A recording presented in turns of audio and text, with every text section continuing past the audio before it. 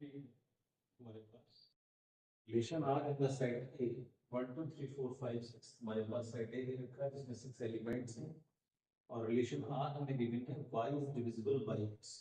तो इसका मतलब क्या है, x हमारे पास डोमेन है, y रेंज है, तो उसको मैं ऐसे लिखूंगा y अपॉन x। तो y is divisible by x का सेंस निकल के आएगा। तो मैं अगर इस रिलेशन आर के अंदर ऑर्डर पेयर लिखता हूं तो आर को क्या लिखूंगा? सबसे पहले 1 से शुरू करेंगे, तो 1 को 1 से ब्रेक करेंगे, तो 1 को डिविजिबल करेगा, यानी कि इसको देखना है ये न्यूमरेटर होना चाहिए डिनोमिनेटर में और डिवाइड करना चाहिए। फिर 1 2 कर रहा है, 1 3 होगा, 1 4 होगा, 1 5 होगा, 1 6 भी होगा, ये बन गया। 2 से शुरू करें तो 2 1 नहीं होगा, एक 1 अपॉन 2 होगा, 2 2 होगा, 2 3 नहीं होगा, 3 अपॉन 2 बना, 2 4 होगा, 2 5 नहीं होगा, 2 6 होगा। फिर 3 के साथ आते हैं, 3 1 नहीं होगा, 3 2 नहीं होगा, 3 3 होगा, 3 4 नहीं होगा, 3 5 नहीं होगा, 3 6 होगा। फिर 4 के साथ करें तो 4 1 नहीं होगा, 4 2 नहीं होगा, क्योंकि 2 अपॉन 4 होगा, 4 3 नहीं होगा, 3 अपॉन 4 होगा, 4 4 होगा, 4 5 नहीं होगा, 4 6 नहीं होगा, 6 अपॉन 4 होगा ना। तो 5 के साथ करें तो 5 1 नहीं होगा, 5 2, क्योंकि 2 अपॉन 5, 5 3, 3 अपॉन 5, 5 4, 4 अपॉन 5, 5 5, 5 6 6 1 नहीं, 6 1 नहीं होगा, 1 अपॉन 6 होगा, 6 2, 2 अपॉन 6, 6 3, 3 अपॉन 6, 6 4, 4 अपॉन 6, 6 5, 5 अपॉन 6 और लास्ट आएगा 6 6। ये हमारे पास सारे ऑर्डर पेयर निकल के आ जाएंगे। तो अब चेक कर लेते हैं for R to be reflexive. फिर कंडीशन क्या है, a comma a belongs to R और all a belongs to set। तो आप ऐसे क्या ऑब्जर्व कर रहे हैं कि 1 1 भी है, 2 2 भी है, 3 3 भी है, 4 4 भी है, 5 5 भी है और 6 6 भी है। ये रहा 1 1 2 2 3 4 5 5 6। तो therefore R is reflexive। R is reflexive।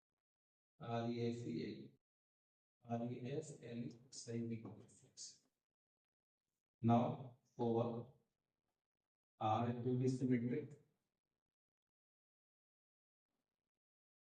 क्या लिखिए, a comma b belongs to R। This implies that b comma a belongs to R और a comma b belongs to set। यहाँ a आएगा। तो यहाँ पे क्या होगा कि अगर मैं देखूं कि 1 2 तो है बट 2 1 नहीं है, तो therefore R is not symmetric relation। Now for R to transitive, अगर ट्रांसिटिव की बात की जाए तो a comma b belongs to R and b comma c belongs to R।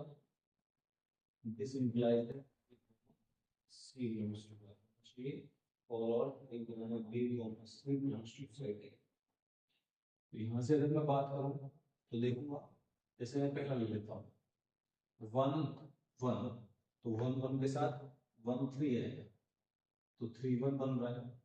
तो हमें ऐसे देखना है कि ए बी हो बी सी हो तो ए सी भी होना चाहिए। अगर मैं यहाँ से इसका कंडीशन ही ऐसे बोलूँ कि बी अपॉन ए, ये बन रहा है ना, इधर से क्या बन रहा है सी अपॉन बी बन रहा है।